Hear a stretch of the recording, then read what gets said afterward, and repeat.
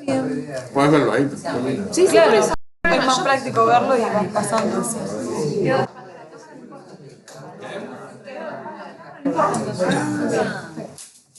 Ese era el único tema. ¿Para qué corro? Yo te lo ponía para que estés cómoda. ¿Le pusiste grabar? Sí. Ah, listo. Se recorta. Después se pone. Esto no me lo rige porque...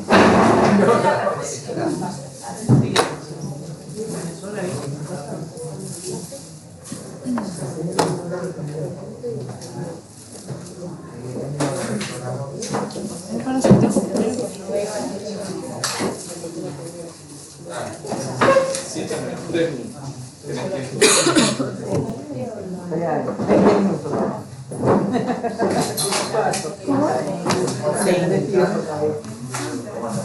Me dijeron que tenía que ser puntual. Sí, no, pasa que normalmente siempre llega gente. Y hoy cada vez el subte está funcionando mal, el H. De hecho, está todo, se separaban las estaciones y quedaba. Buenas tardes. Hola, ¿qué tal?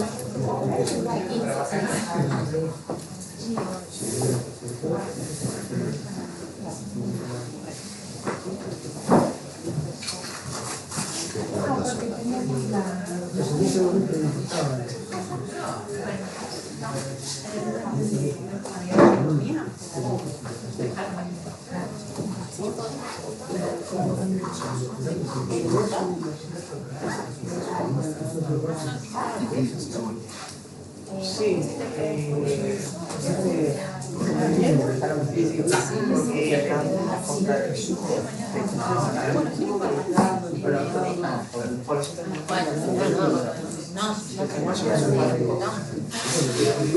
Esto va a haber que pasar, tenías razón, va a haber que pasarlo. Acá no están acostumbrados, ¿no? Es como Están tímidos. los que miran pajaritos que no están acostumbrados y quieren. Vamos a empezar por atrás. Están tímidos. Por acá somos así, venimos a coser.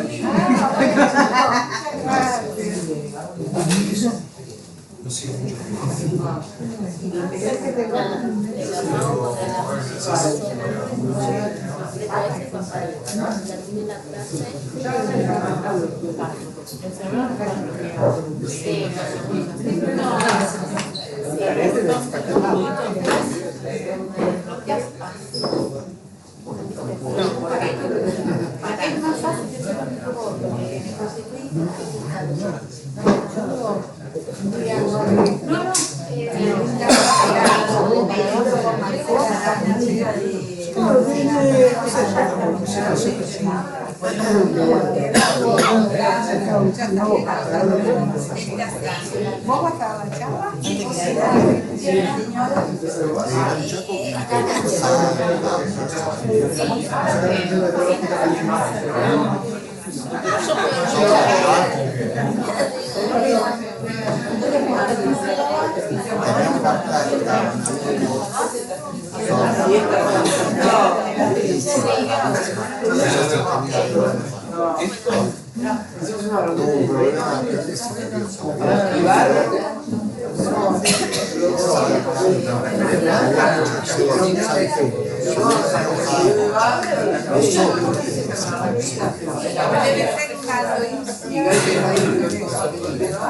Bueno, ahí está ubicado. Yo capaz de ir a...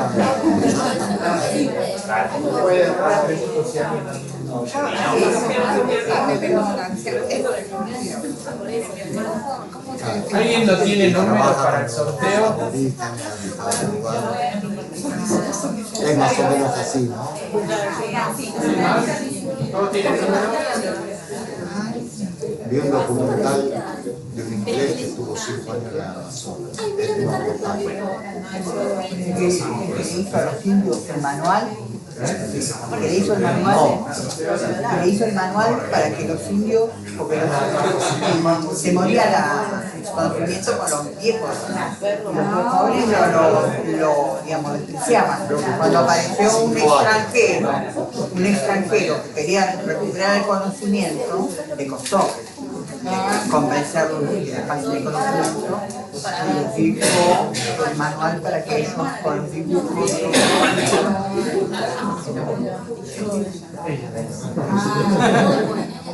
Hay que felicitarla. Yo me lo comí similar, pero es tipo mendocino.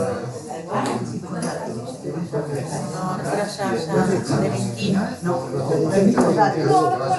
Estuvo borracho durante Pregunta si lo hiciste vos o no. Sí. Sí, sí, vos. Lo hizo Sofía. Acá me dice, Yo lo que probé uno para cuando me gusta la dieta.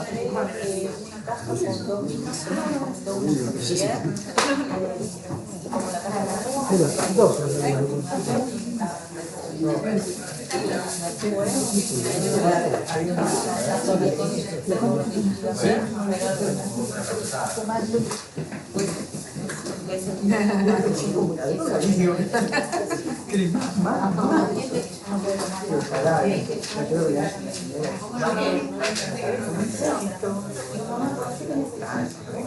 Después me enganché con el cochito de mariposa, después me enganché con el cochito de mariposa. Esto se comía arena, una red, es como droga.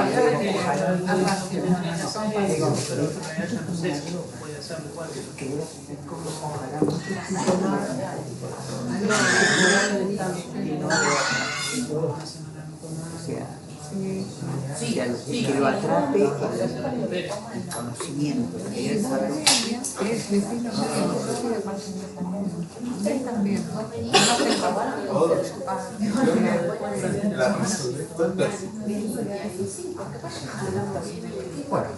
Cuando quieras, eso ya está grabando. Si me paro acá, ¿está bien o no? Sí, sí. Tenés buen perfil. Es discutible. Bueno, buenas tardes, bienvenidos a todos a una nueva charla organizada por el Grupo Árboles Nativos de Aves Argentinas. Quiero en nombre del grupo agradecer muy especialmente a María Eugenia Suárez, que bueno, hoy nos va a dar esta charla sobre el cuidado de la salud y la flora nativa. María Eugenia es etnobióloga, es investigadora del CONICET y es docente en la Universidad de Buenos Aires, en la Facultad de Ciencias Exactas y Naturales. Así que bueno, un lujo tenerte en nuestro espacio. Muchas gracias. Bueno, brevemente y en 2 minutos les paso el aviso del Grupo Árboles Nativos.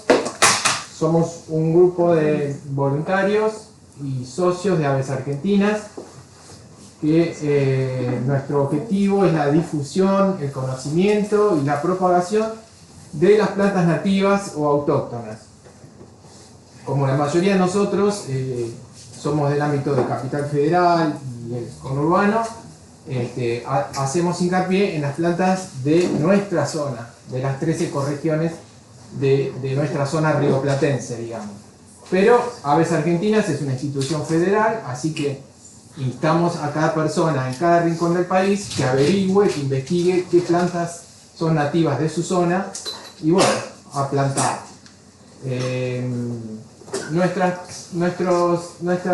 principales actividades, esperen que consulto el machete porque bueno, a veces me olvido, con los años ya.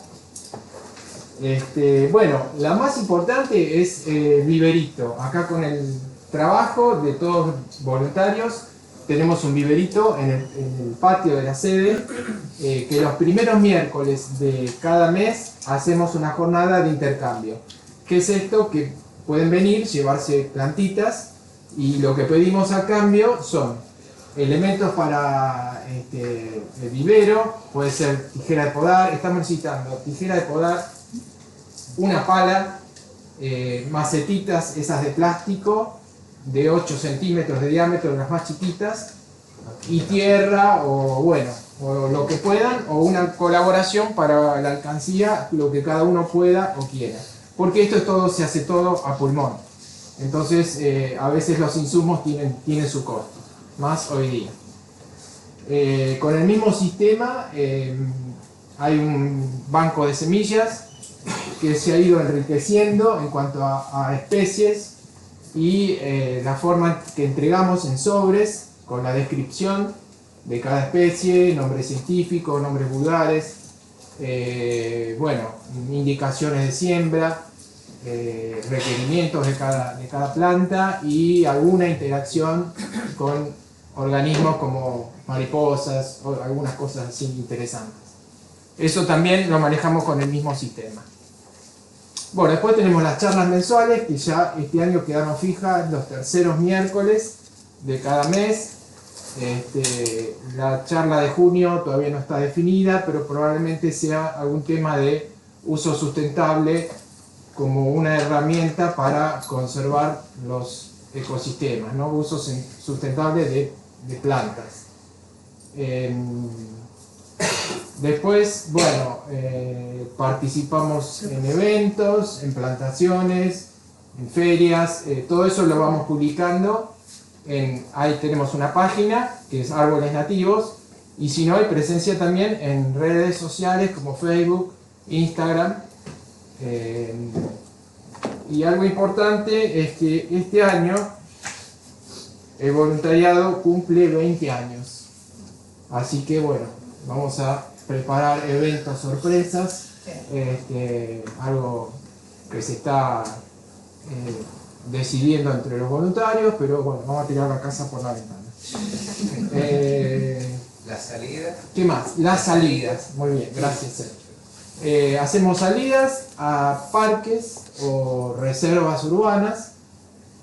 Pueden ser salidas interpretativas y también de reconocimiento de flora nativa, porque es importante no que seamos botánicos de la noche a la mañana, pero que aprendamos a reconocer cuáles son las plantas realmente. Una cosita nada más y ya termino. El otro día una compañera, Anita, ¿dónde está? Allá. Sí, nos compartió un trabajo que ella está haciendo de recopilación, que está fantástico, y una sola especie,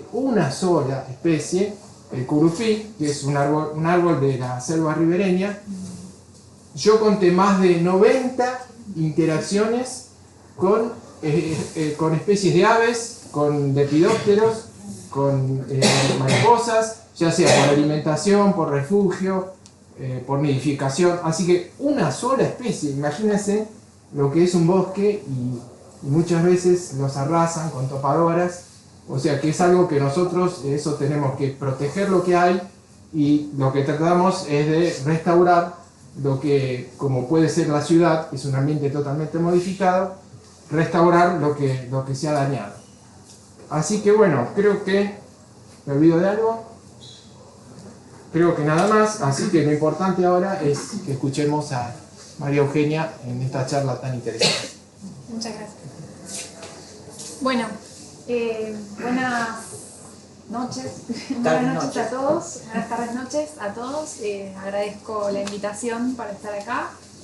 Y bueno, como deben haber visto ya hace ratito, el tema del que les voy a hablar es sobre el cuidado de la salud y la flora nativa, especialmente sobre las plantas autóctonas en la medicina propia de los wichís del Gran Chaco.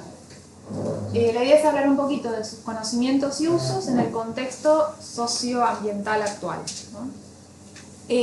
Antes de empezar, les cuento que esto surge a partir de una investigación, de un trabajo en realidad que publiqué hace poquitito sobre este tema. Y entonces mi idea es, voy a ir en la charla contándoles primero qué es la etnobiología, porque probablemente muchos de ustedes no sepan, contextualizar un poco la cultura y el ambiente donde trabajo, mostrarles un poco el lugar, y después sí contarles lo que para mí son los resultados más interesantes o importantes en relación con la salud, la medicina wichí, los conceptos que tienen desde su propia cultura y cuál es la situación actual, en particular con el uso de las plantas silvestres del bosque chaqueño. Me pueden interrumpir cuando quieran, digo, así es más dinámica y más divertida la charla, ¿no? Bueno, pertenezco obviamente al grupo de etnobiología de la Facultad de Exactas, como contó José. Después al final les voy a mostrar y les voy a contar qué líneas estamos desarrollando ahí, después de haberles hablado un poquito de etnobiología y cómo fue el trabajo en CONICET y en la facultad, ¿no? En la UBA. Entonces, no sé quiénes de acá o cuántos escucharon hablar o saben qué es la etnobiología. ¿Alguien sabe o algunos escucharon? Iba a preguntar. Una vez, ahora sí. Bueno, la etnobiología es una disciplina científica, es en la que trabajo, ¿no?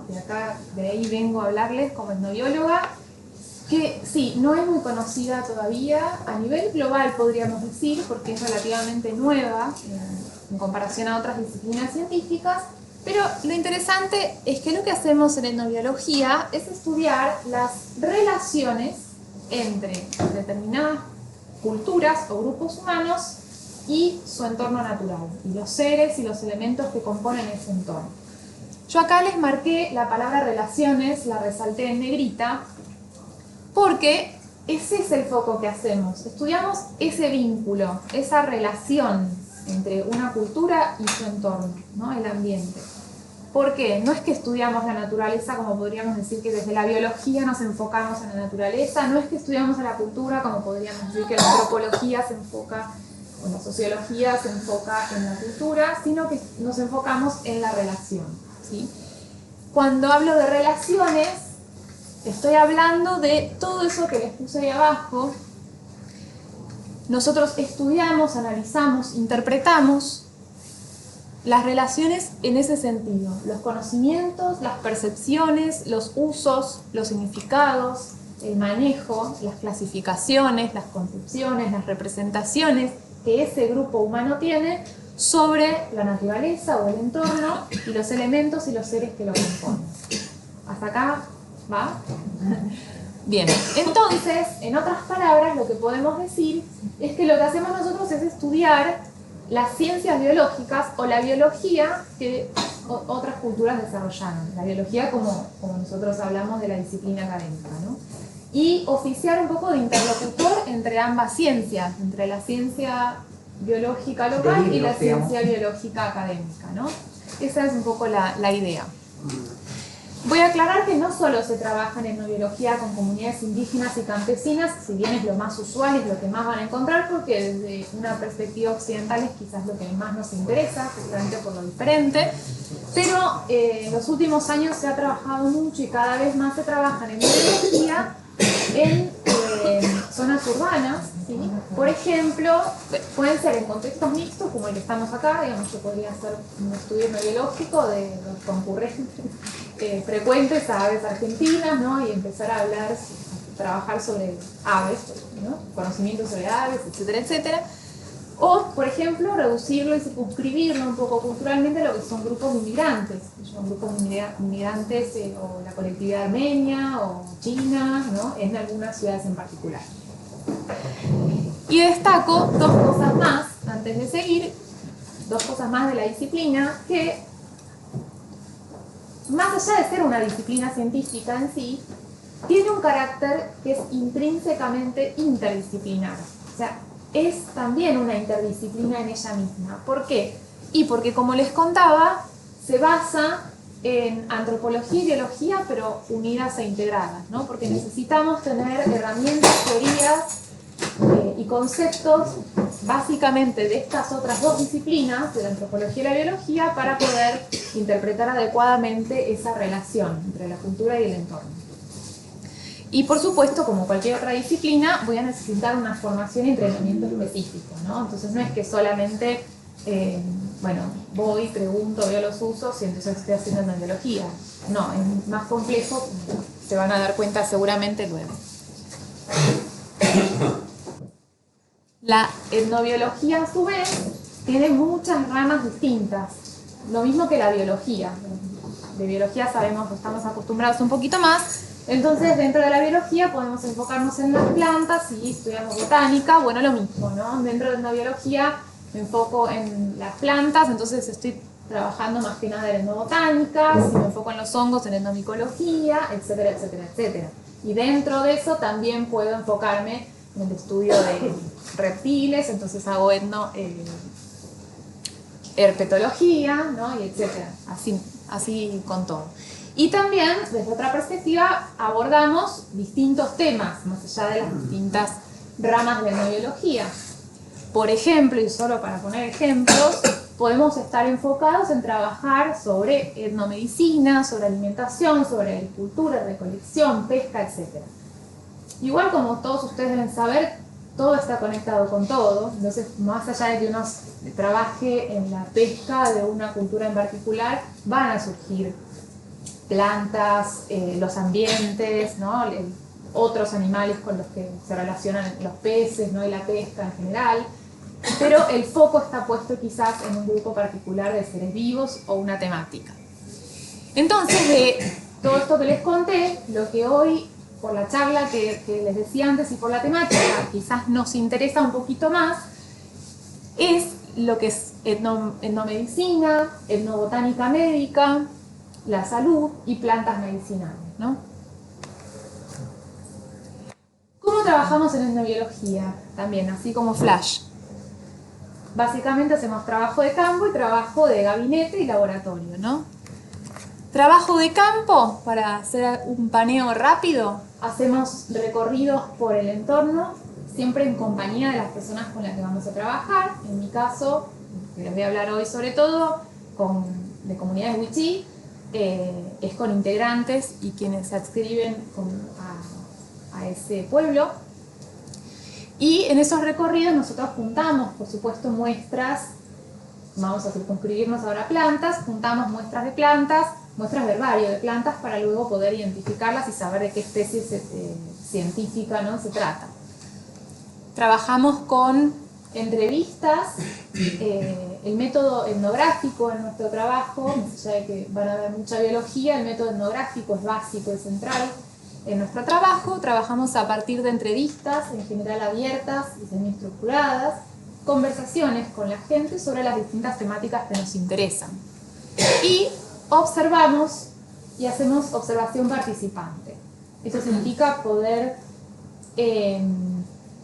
involucrarnos lo más posible, participar justamente de todas las actividades que podamos con la comunidad. Para ello, nosotros tratamos de convivir con la gente, con la población con la que estamos trabajando un tiempo prolongado, ¿no? Porque es justamente un trabajo social también. Y bueno, tiene que ver con empezar a hacer vínculos y conocernos, ¿no? Y lleva bastante tiempo. Entonces cada vez que viajamos bastante tiempo y nos quedamos a vivir allá un poquito. Y después, bueno, el trabajo de gabinete, de oficina y de laboratorio, identificamos las plantas, trabajamos con piezas de museos, empezamos a hacer justamente todo el análisis normal de la información que recopilamos en el campo, ¿no? Y vamos y venimos de un lado al otro. Bueno, acá les presento un poco entonces el contexto cultural, ¿no? No sé si algunos de ustedes conocen el Chaco. Yo fui cuando tenía 16 años a un intercambio cultural a esa comunidad, al Sausalito. Al Sausalito. Sí. Bien.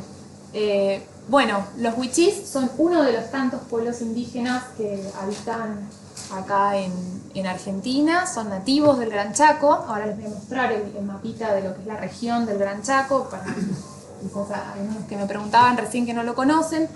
Son de tradición oral, es decir, antiguamente no tenían escritura, no lectoescritura.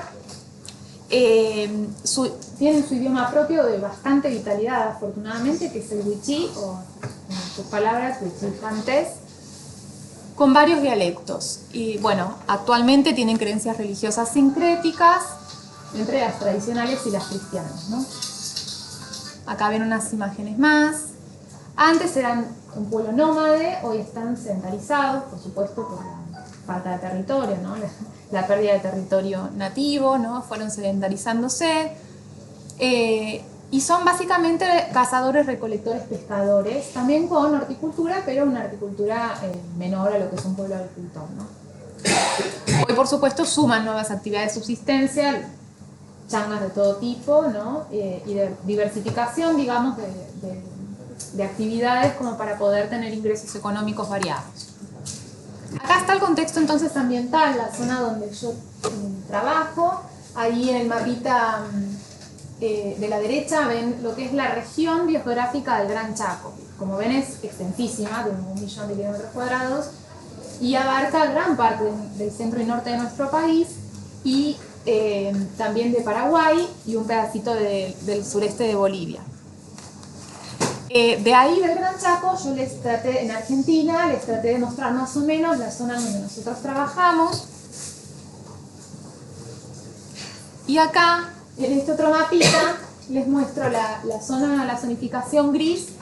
Es más o menos donde actualmente se distribuye la población wichí. Como verán, es extensísimo, digamos, ¿no? Ella fue a Sausalito, no es en Chaco, pero hay más que nada acá en Argentina, están en Chaco, Formosa y Salta, y también hay algunos grupos en lo que es el sureste de Bolivia, en el Chaco boliviano.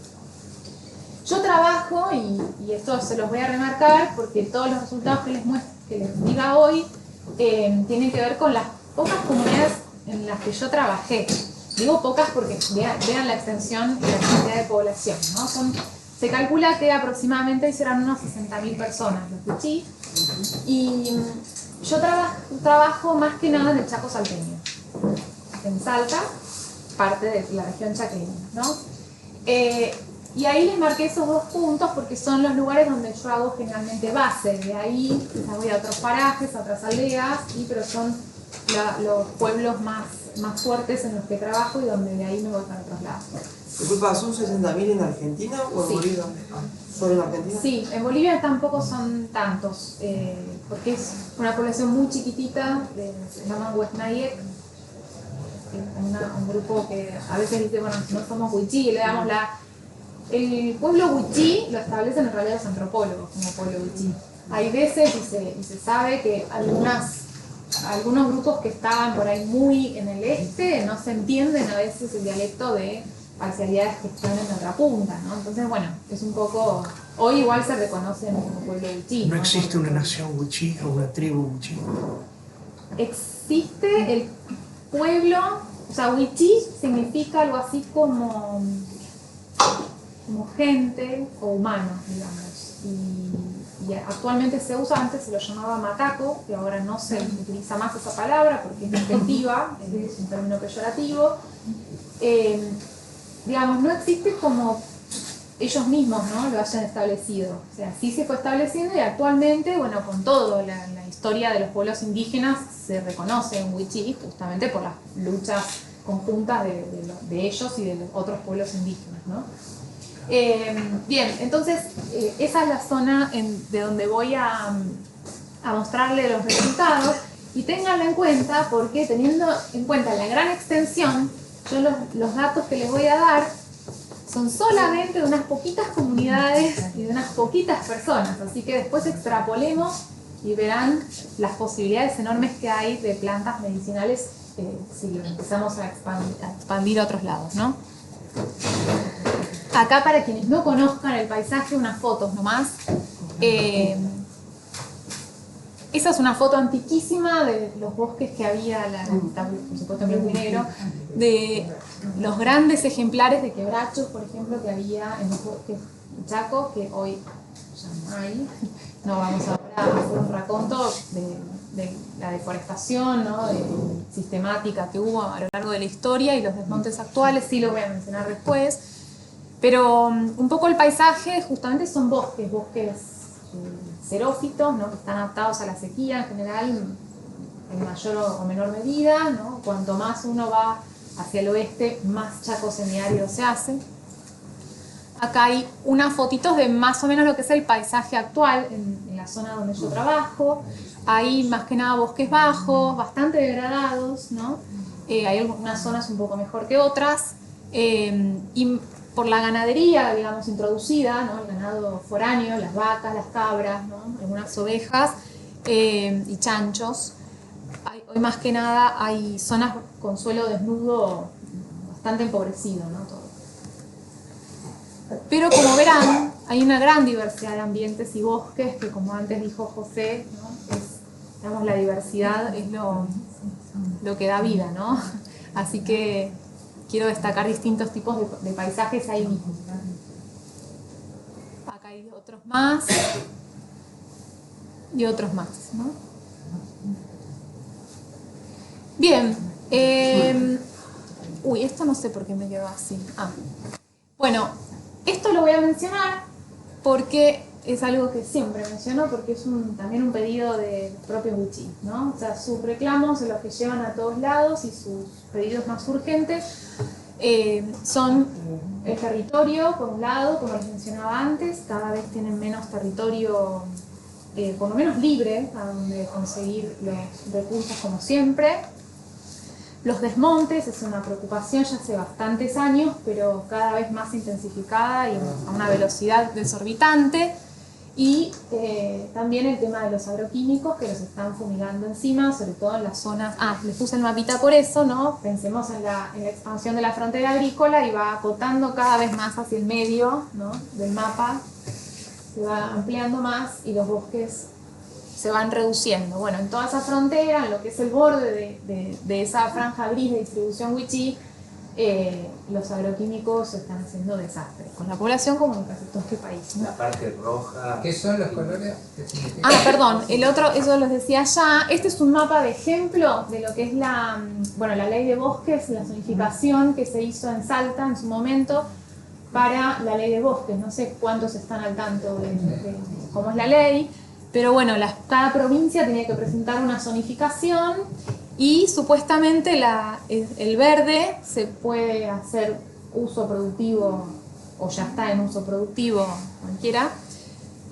El amarillo tiene mucho que ver porque en Salta tiene, creo, la mayor diversidad de poblaciones, de distintas poblaciones indígenas del país, ¿no? Hay una cantidad enorme. Bueno, todas las zonas amarillas tienen que ver con la presencia de poblaciones indígenas, ¿no? O campesinas, sobre todo indígenas. Entonces supuestamente se puede hacer un manejo del bosque, pero no desmontar, y un manejo regulado y un uso sustentable, ¿no? Del bosque. Y lo rojo supuestamente es intocable. Todo esto no ocurre. Supuestamente. Todo esto no ocurre para nada. Se pasa la red. Así que bueno, es un poco terrorífico. Esa es una foto que sacamos en la zona amarilla en 2012, ¿no? Con uno de los tantos desmontes ilegales o legales, ¿no? Pero digo, a escalas de 20.000 hectáreas, cosas así. Bien, entonces volvamos a un tema más lindo. Yo Sí. a un dueño de un campo que desmonte le doy medio litro de agua y le hago cruzar el campo a las 12 del mediodía, de una punta a la otra. Si llega vivo al otro lado, bárbaro. Y si no, no va a seguir desmontando porque se va a caer muerto en medio del camino. Sí. Lo más difícil es que encuentres hoy al dueño del monte. No se sabe quiénes son. Sí, se sabe quiénes son. Sí. Localmente se sabe quiénes son o quiénes son los testaferros de esos dueños, muchos de ellos en el gobierno, ¿no? Sí. Realmente provincial, Pregunta, local. la ley de bosques, ¿qué sanciones prevé? Prevé multas, prevé muchas cosas. Prevé multas, por ejemplo, y después también tener que recuperar Cárcel. supuestamente. Me parece que no. Es que ya hace 10 años teníamos menos del tercio de la superficie de la selva tucumano-orgánica. Imagínate ahora lo que es, ¿no? Igual Ya consulta. teníamos menos de un La tercio. ley de bosques sirve porque la verdad me dijeron a mí como que no se implementa o por ciertos motivos, en algunos lados sí, en otros no. Es como que no pasó nada. Se cumplió, se hizo porque había un pedido del Banco Mundial y después, viste, nada más. Ahora si ponen una multa no Sí, alcanza. o sea, si está bien o mal, digamos, esto es una gran discusión que ahora no podemos tener, digamos, ¿no? Hay mucho discutido al respecto como para muchas charlar, veces la multa pero es no se mucho implementa. menor que la ganancia. Digamos, no se implementa. Siempre se encuentra hecha la ley, hecha la trampa, se encuentra alguna manera que si estoy en la zona roja, bueno, no, pero mira, en realidad no tuvieron en cuenta la pendiente del terreno que va para acá, para allá, entonces puedo desmontar. Pero no funciona, los intereses económicos siempre son mayores. Bueno, entonces yendo al tema concreto, ¿no? Bueno, empezando por algo que por ahí nos resulta obvio, que es salud y enfermedad, y que distintas culturas tienen distintos conceptos de lo que es salud y enfermedad. Entonces yo le voy a preguntar a cualquiera que me quiera decir ahora qué es salud para alguno de ustedes. Una buena alimentación. Bueno. Un estado de equilibrio físico, psíquico y emocional y también con el ambiente. Bueno, cada uno probablemente tenga hoy en día, nosotros en este contexto urbano, ¿no? Citadino, vamos a tener algo, ¿no? Vinculado a la alimentación seguro, en un equilibrio de por lo menos mente-cuerpo, o mente-espíritu-cuerpo, o espíritu-cuerpo, algo así, ¿no? Según las creencias de cada uno. Y bueno, cada cultura también fue desarrollando sus propias concepciones de salud y enfermedad. En el caso Wichí, no es muy diferente a esto que veníamos hablando. El estado de salud, o sea, la salud, es la condición esencial para que el Wichí pueda desplegar su humanidad. O sea, si no está sano, empieza a transformarse y no ser más Wichí, no ser más humano. Eso es importante a tener en cuenta, ¿no? Empiezo a transformarme en lo antagónico, en la esencia antagónica de lo que es ser Wichí, que es ser Ajot. Después voy a volver sobre eso, ¿no? Que podríamos traducir como demonios o almas, en realidad son almas medio maléficas, etc. AJOT. AHOT. Y bueno, el bienestar, la salud Wichí, alude justamente a la adecuada relación de dominio, podríamos decir un equilibrio, entre el Husek, ahora les voy a decir bien qué es, pero podríamos decir alma, y el Isan, que es el cuerpo, ¿no? Siendo siempre la potencia o la fuerza del primero, del alma, la que guía y encausa al cuerpo. Ahora me dan un ejemplo para que se entienda mejor, ¿no? Pero el Husek tiene que entenderse que es el espíritu, alma. En realidad no hay una traducción unívoca acertada con una sola palabra. Hay un antropólogo que quizás ustedes han escuchado nombrar, que se llama John Palmer, que propuso, hubo un documental sobre él que se llama El etnógrafo, que propuso hace ya mucho tiempo traducir a lo que es Husek como buena voluntad. Hay un libro de él justamente que se llama La buena voluntad Wichí. ¿Por qué es eso? El ser Wichí tiene que ver con, si uno es Wichí y tiene el alma, el Husek en su lugar, ¿no? Y está todo equilibrado, tiene buena voluntad, que es lo que falta en el mundo, ¿no? Pero entonces tiene que estar en equilibrio, porque si no hay buena voluntad, todo se empieza a enfermar, ¿no? A ir para otro lado. Y justamente el concepto de enfermedad tiene que ver con ese desequilibrio, y es que se pierde el Husek, se va del cuerpo. Entonces, si yo no tengo mi alma o buena voluntad adentro del cuerpo, me enfermé, ¿no? Y eso puede llevar a la muerte. Digamos, si el Husek no está adentro de mi cuerpo durante mucho tiempo, si se prolonga en el tiempo, me muero. Y me transformo en una Ajot, que es el alma póstuma. O sea, todos los que mueren pasan a ser Ajot. Es como el antagonismo, ¿no? De la esencia. ¿Hasta acá vamos? Sí, bien. y puede volver, ¿no? O sea, se va y puede volver a sanarse. Ah, sí, si se va y se logra sanar, ahora voy a explicar cómo. Sí, se vuelve, se equilibra y sana. Las causas de las enfermedades son siempre intenciones negativas. Intenciones negativas de personas humanas o de seres que yo pongo seres metafísicos para no decirles espíritus, ¿no? Pero ustedes pónganle las palabras que quieran, ¿no? Eso es cada uno. O sea, entidades que nosotros, desde nuestra perspectiva, no consideraríamos humanos. Y tiene mucho que ver la enfermedad con, por ejemplo, si aparecen estos seres, estos seres suelen asustar a la gente, ¿no? O si se me cae algo, hay un ruido y yo me asusto, ese movimiento hace que mi Husek salga del cuerpo y es un problema, porque si no lo recupero me puedo enfermar. O sea, los sustos, el asustarse, enfermo, ¿no? Y también me puedo enfermar justamente porque transgredo normas culturales establecidas. O sea, si yo y voy a hacer relación a la temática de hoy, si yo extraigo en demasía algún recurso del entorno, ¿no? Si voy y empiezo a talar quebrachos como loco, el dueño, entre comillas, el ser espiritual que siempre está cuidando y protegiendo esos quebrachos, de alguna manera va a intervenir y va a hacer que me enferme. Y probablemente también se enferme toda la población, o mis allegados, ¿no? Entonces las transgresiones de normas, un montón de normas culturales, también hacen que intervengan estos seres y yo me pueda enfermar. También puedo enfermarme por el accionar de otros chamanes de grupos enemigos, ¿no? O de hechiceras. Y hay algunos animales y vegetales específicos que también pueden enfermar. Entonces, en general, cuando se sale al bosque a cazar, a recolectar o lo que sea, sobre todo a cazar, muchas veces se llevan paquetitos de medicinas, ¿no? Que uno podría llamar magias, como amuletos o lo que fuera, que me protegen del accionar de ciertos seres con los que yo sospecho que me vaya a encontrar, ¿no?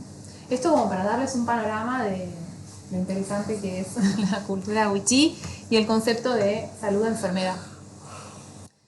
Y acá, esto se los tengo que decir, justamente es una de los resultados también de la investigación. Entonces, uno cuando va a estudiar etnobotánica médica y obviamente va a ir a preguntar sobre las plantas medicinales, dice, bueno, a ver cómo curo todas estas enfermedades. En etnobiología, todo esto que les acabo de contar es sumamente importante porque tengo que entender que cada cultura es diferente y tengo que contextualizar ese conocimiento y uso, ¿no? Entonces, ¿usan plantas medicinales para curar cualquier, lo que nosotros llamamos enfermedad o problema de salud? ¿No? Esa es la pregunta primera que uno tiene que hacerse. Uno supone que sí, pero bueno, vamos a ver para qué. Entonces, acá hice una clasificación del tipo de dolencia o trastorno, ¿no? Afección de salud y su tratamiento básico. Voy a poner ahí completo. Ahí.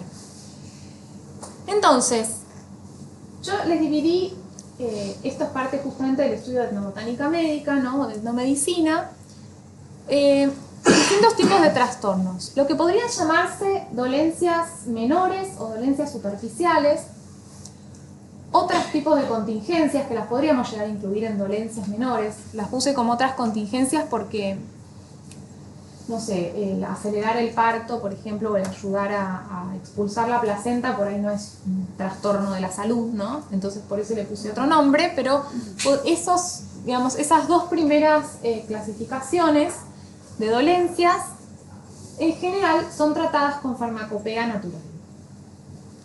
Entre ellas, las plantas medicinales, ¿no? También hay productos derivados de animales, minerales, que hoy no voy a hablar de ellos, pero todo eso se trata con farmacopea natural. Ahora bien, lo que serían enfermedades propiamente dichas, verdaderas enfermedades desde la concepción wichí, o en el español local se le dice peste, sí o sí tienen que ser tratadas a nivel espiritual. ¿Por qué? Porque son esas las verdaderas enfermedades. Entonces el motivo de que me enferme es que perdí mi jusek. Entonces necesariamente va a tener que intervenir un especialista que, ahora vamos a ver cómo, un chamán, que vaya a recuperar ese jusek y lo devuelva a mi cuerpo. Acá, bueno, ya les había contado un poquito esto de los chamanes, ¿no? Por quiénes son causadas y que justamente los seres que enferman, ¿no? O el chamán que mandó una maldición, lo que hacen es enfermar, capturar el jusek, ¿no? Y se lo llevan a otro mundo, ¿no? Al mundo espiritual, podríamos decir así, y si no se recupera, uno muere, ¿no? Bueno, ustedes deben estar al tanto de, si no, díganme, pero no voy a hablar de chamanismo hoy extendidamente, ¿no? Pero prácticamente todas las sociedades indígenas del mundo hay y había chamanes, curanderos, que oficiaban de distinta manera para la cura justamente de enfermedades y muchas otras cosas. El tema es que muchos de los chamanes, de acuerdo a la cultura de la que estemos hablando, sí utilizan plantas, ¿no? como parte importante de sus curaciones. Y acá lo interesante es que no es el caso Wichí, ¿no? Es interesante porque, bueno, uno está acostumbrado a pensar que, uy, hago todos mis brebajes preparados, lo que sea, y curo, además de nivel espiritual, ¿no? De trabajar a otro nivel. Bueno, no es el caso Wichí. Los chamanes Wichí en el Chaco, si yo no me equivoco, son los únicos dentro de lo que son los grupos indígenas chaquenses que para poder sacar su alma de su propio cuerpo y ir a otro nivel a buscar ese alma que está perdida, inhalan o fuman, en general inhalan lo que es el cebil, no sé cuántos de ustedes lo han escuchado nombrar. En Wichí se llama jatá, anadenantera colubrina, es una leguminosa, y bueno, a través de este alucinógeno, ellos, justamente su propio Jusek sale del cuerpo y va a buscar el Jusek perdido con la ayuda de otros espíritus auxiliares, ¿no?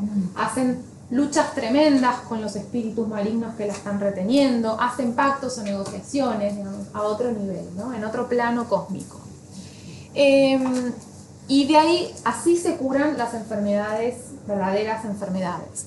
Actualmente, ahí abajo puse en chiquitito, tengo que mencionarlo, digamos, pero actualmente hay muchísimos menos chamanes. O sea, el chamán, de alguna manera, a lo largo de la historia fue bastante desacreditado, ¿no? Desde el hombre blanco fue bastante desacreditado, y también por la ineficacia ante enfermedades nuevas que han aparecido, ¿no?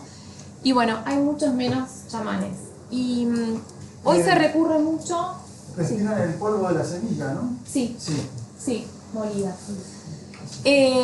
Hoy se recurre mucho a lo que son distintos tipos de religiones cristianas, podríamos decir. En los últimos años hay un auge muy grande de lo que son las iglesias evangélicas en toda la región del Chaco. Y bueno, mediante esas misas también se trata de trabajar y de hacer sanaciones a nivel espiritual, ¿no? Entonces, de alguna manera vienen a suplantar, aunque no lo suplantan del todo, al chamán. Y también se recurre actualmente a otro tipo de curanderos, en este caso a los criollos, digamos, ¿no? A los criollos que conviven con los Wichí en el Chaco, pero que no son indígenas. Entonces, ¿dónde entran las plantas, ¿no? Las plantas medicinales, las medicinas. Como les dije, sí se usa mucho para tratar otras contingencias o dolencias que serían menores. O bien para paliar síntomas de las enfermedades propiamente dichas. Para eso sí ayudan también, ¿no? Si, bueno, con una tuberculosis, que en la concepción Wichí es una enfermedad grave, ¿no? Más allá de necesitar la curación chamánica, se van a utilizar distintos tipos de plantas o derivados de animales para los síntomas que la tuberculosis tiene, para la tos, etcétera, etcétera, ¿no? Y así con un montón de otras enfermedades. Entonces podemos decir que no curan por sí solas las plantas las enfermedades verdaderas, pero son sumamente importantes porque son los que están presentes en la vida diaria y también hacen que algo que me pasó, por ejemplo una cortadura, no se agrave y se transforme en una verdadera enfermedad, ¿no? Porque por ahí puede ingresar algo maligno, ¿no? Sí. Sí. O sea, si el chamán Wichí solo se limita al plano espiritual, la planta medicinal, ¿quién la maneja? ¿Quién la indica? ¿Quién...? Bien, el chamán sabe mucho de plantas medicinales, no es que no sabe, ¿no? O sea, también las emplea, las utiliza y las recomienda para lo que le está pasando a la gente. Pero no, en el caso Wichí, no, el conocimiento y uso de plantas medicinales en realidad lo puede tener cualquiera que quiera aprender sobre ello, ¿no? En general, por lo que yo observé y por lo que encontré, hay, podríamos decir, entre comillas, pero un mayor conocimiento por parte de las mujeres que de los varones. Pero tiene que ver con que primero son ellas las encargadas de la recolección y de los niños, ¿no? Entonces, en general encuentro que hay más... No, en general justamente esta división de tareas un poco tiene que ver con mayor conocimiento, no en un ámbito, pero en realidad depende de lo que cada uno desee y quiere. Cualquiera que quiera aprender. También un gran respeto y cariño hacia las abuelas, ¿no? En las comunidades wichí. Mucho cariño y respeto a las personas mayores. Sí, totalmente. Y les voy a mencionar que dentro, solo las voy a mencionar porque esto sería tema de otra charla de otro día. Dentro de la concepción wichí hay un grupo de remedios naturales que son las plantas mágicas, que nosotros podríamos llamar hualichos, ¿no? Para ellos son un remedio, y son un remedio para lo que serían comportamientos sociales inapropiados, ¿no? Como que las conductas no son las correctas, como para corregir conductas más que dolencias del cuerpo, ¿no? Es otro tema, ¿no? Pero se los menciono porque es un remedio. Las plantas medicinales, digamos, son plantas también a otro nivel, pero son remedios. Bien, y acá verán entonces el ejemplo de lo que les acabo de decir. O sea, la gran importancia que tienen, más allá de que tengamos en cuenta que no curan por sí solas, tienen una gran importancia las plantas medicinales silvestres, que es en la que yo me enfoqué en el estudio, son silvestres, ¿no? Que es justamente el foco que tratan de poner en el grupo. Y recuerden lo que les dije de extrapolar a otros lugares del Chaco, ¿no? Yo trabajé en unas poquitas comunidades y esto sale de alrededor de 60 personas. Así que imagínense.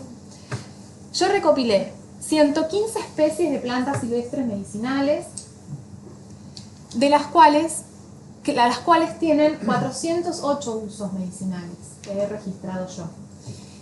Y esos usos son para tratar 68 dolencias o trastornos de salud distintos. La mayoría de estas plantas son usadas para trastornos de salud prevalentes en el contexto epidemiológico wichí actual, ¿no? Hay muy poca información, me costó muchísimo encontrar información oficial sobre la situación epidemiológica y sanitaria en la zona, en realidad no hay. Entonces lo que hice fue basarme más que nada en datos míos y en los resultados justamente de mi investigación, y lo que encuentro es que las enfermedades prevalentes tienen que ver con trastornos de la piel, trastornos digestivos y trastornos respiratorios, ¿no? Por diversas causas que también excede al momento, salvo que alguien después quiera preguntar algo. Entonces, la mayoría de estas plantas silvestres son utilizadas para estos trastornos prevalentes, para calmar la fiebre de diversas enfermedades verdaderas o fiebres quizás que van y vienen por otra cosa, y para situaciones específicas del ciclo vital femenino. Todo lo que tenga que ver con menstruación, parto, posparto, ¿no? Están muy presentes algunas plantas en general bastante específicas. Acá les hice un listado, la mitad en español, la mitad en inglés, porque me había olvidado, no me dio tiempo y me olvidé de traducirlo al español porque publiqué en inglés. Entonces tengo la tablita, pero para que vean o sea, son 68 tipos de trastornos distintos, ¿no?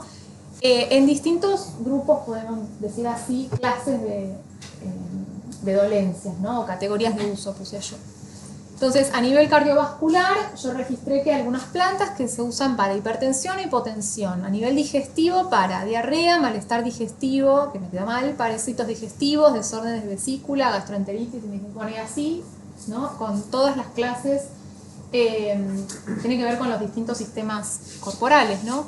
Pero bueno, como verán, son muchas dolencias, son 68, 70.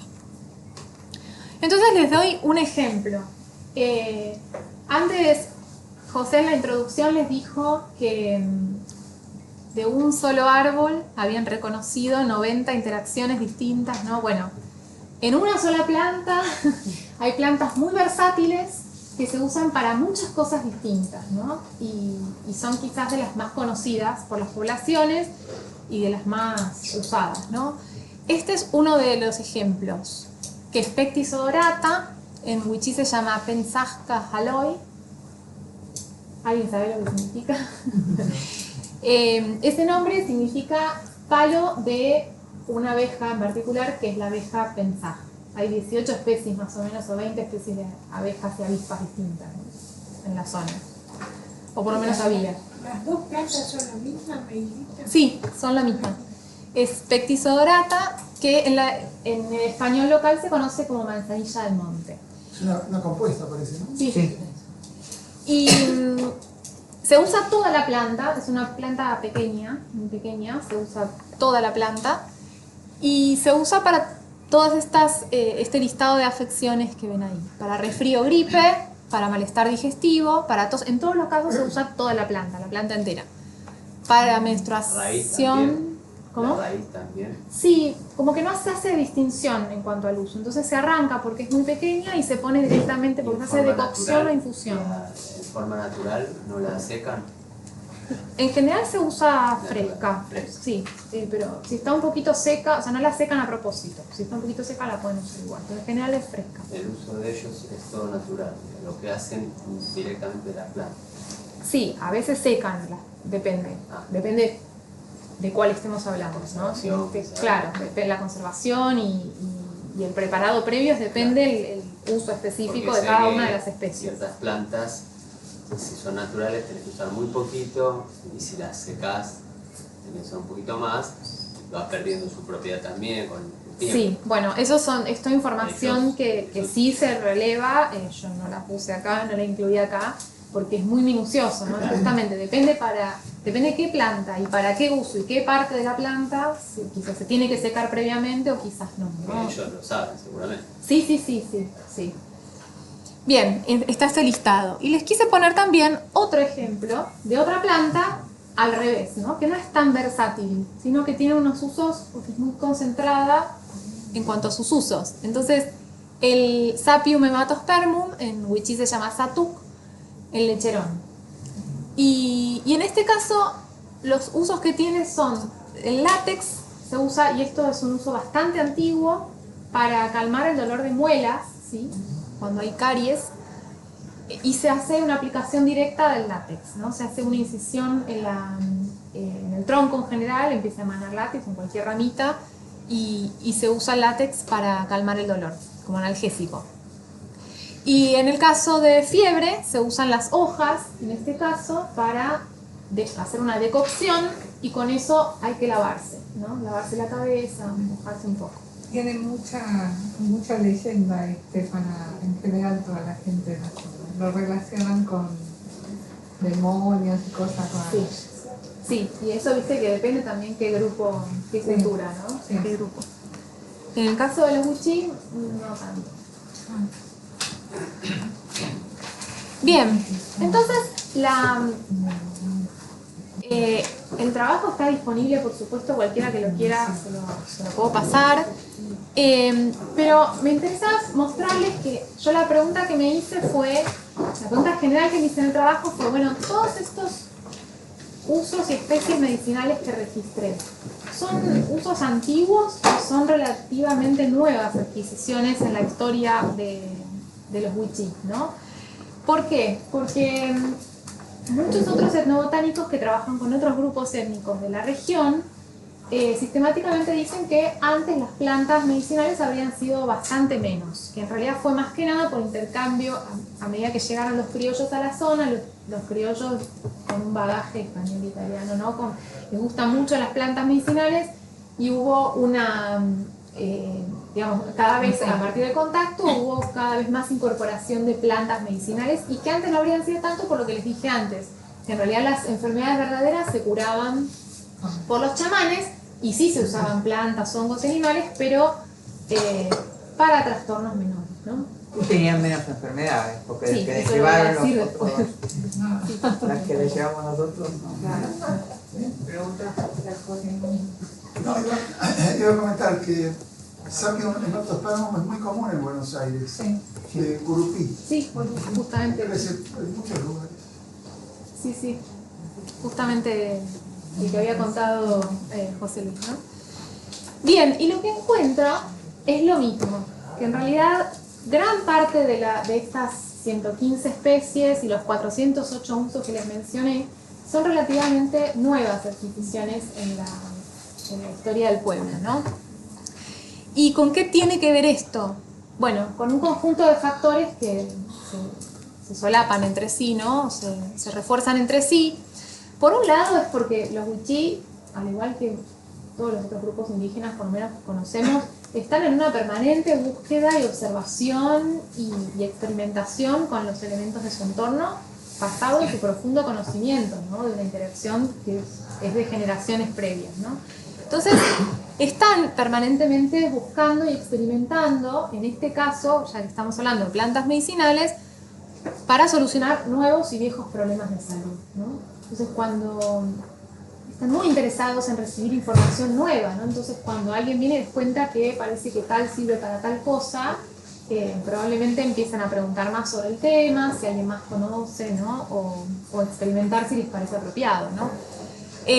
Como les mencionaba antes, hay muchos menos chamanes, lamentablemente, y bueno, un poco lo que decías vos recién, el estado de salud y relación con la alimentación, sin duda, está muy empobrecido respecto a lo que es el pasado, ¿no? Ha empeorado muchísimo el estado de salud. Lo dice la propia gente, los viejos sobre todo, que son los que, lo digo con cariño, viejos, ¿no? Como se les dice viejos. Se les dice los antiguos en general.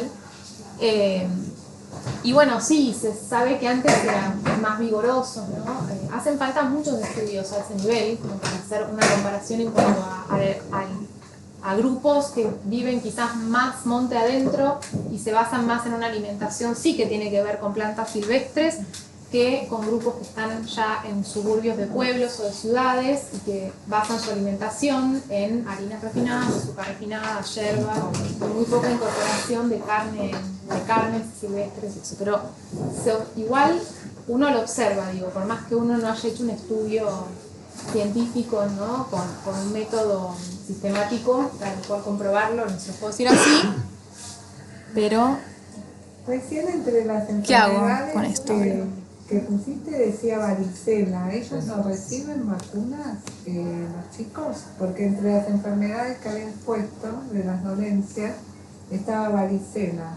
Sí, vacunas reciben. Igual la vacuna de la varicela no sirve para nada, te lo puedo decir por mis propios hijos. No, igual la varicela, viste que la vacuna, sí, a uno se lo dieron, a otro no se lo di, los dos tuvieron varicela. Pero sí reciben, ellos van a vacunarse. Sí. Pongo que sí.